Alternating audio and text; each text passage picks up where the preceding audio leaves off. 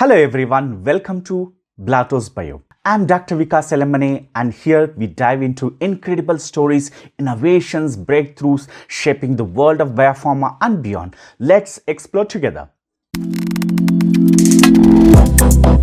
Blatthaus Bio, unlocking the biopharma journey from genes to medicines. Vaccines, what do they really do? Imagine a shield inside your body ready to protect you from deadly diseases without you ever having to face them heads on. These tiny marvels of science have saved millions, if not billions, lives, and their journey from ancient times to today as fascinating as it is inspiring. Let's walk through the incredible history of vaccines, trace the roots of immunity all the way to modern breakthroughs. We start from ancient Greece during the plague of Athens in 430 BCE, a devastating event that claimed countless lives. The historian Thucydides, best known for his account of the Peloponnesian War, was not a scientist, but he made a groundbreaking observation. He noticed that those who survived the plague didn't fall ill again. It was the seed of what we now call immunity. Thucydides couldn't explain it scientifically. Of course, his observation laid the groundwork for what would become profound scientific principle, resilience through exposure. Fast forward to around 10th century in China, where the practice of variolation was taking shape. Variolation was an early form of vaccination where people deliberately exposed themselves to a mild form of smallpox to gain immunity. It was dangerous, but some didn't even survive, but it worked. In India, similar methods were used. Smallpox scabs would be crushed and rubbed into the skin of a person. This exposed to a milder form of disease created immunity without causing severe illness. These methods were an intuitive leap towards understanding how our immune system works. Through the science behind it was centuries away. One of the most important figures at this time was Abu Bakr al-Razi, a Persian physician who lived in the 9th century. He was among the first to recognize that surviving smallpox could provide immunity, a major step in understanding how immune system works. He also made a crucial distinction between smallpox and measles, two diseases that will later be central to vaccine development. Al-Razi's pioneer work laid a foundation for future scientists to understand the connection between infection, immunity, and disease prevention. And this idea of immunity through prior exposure would grow and evolve over the centuries. In 18th century, we find ourselves in Turkey, where Lady Mary Wortley Montagu, an English aristocrat, was witnessing a practice of variolation. She observed it, how it was saving the life. Being an advocate of scientific progress, she brought this knowledge back to England. Lady Montagu was crucial in getting variolation accepted in England, and her influence spread across Europe.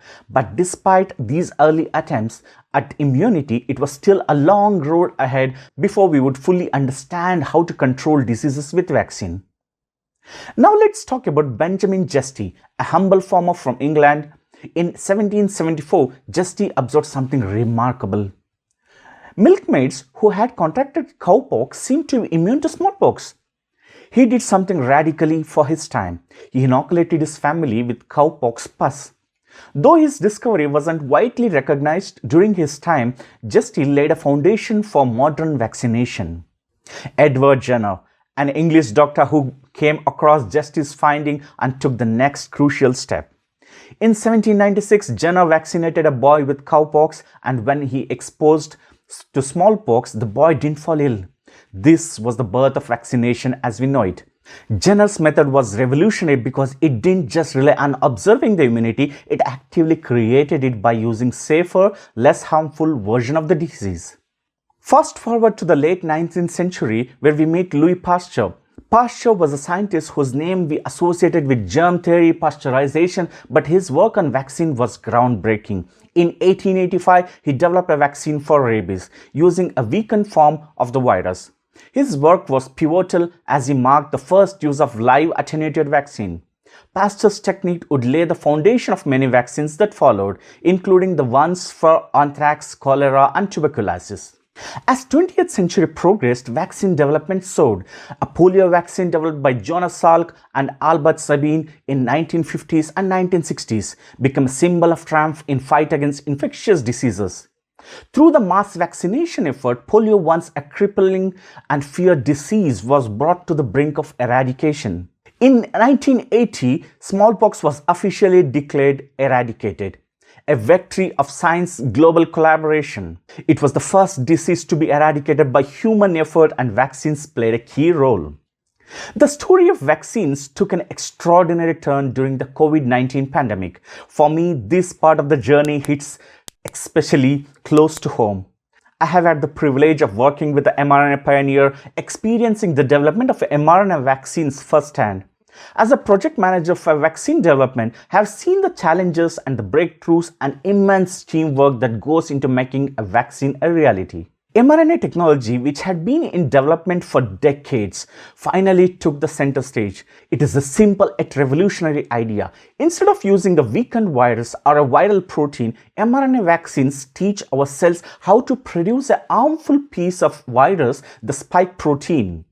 This triggers an immune response, equipping our bodies to fight off the real virus if it ever appears. The COVID-19 pandemic accelerated mRNA vaccine development, bringing this technology to millions worldwide. The speed and effectiveness of these vaccines weren't just scientific triumphs.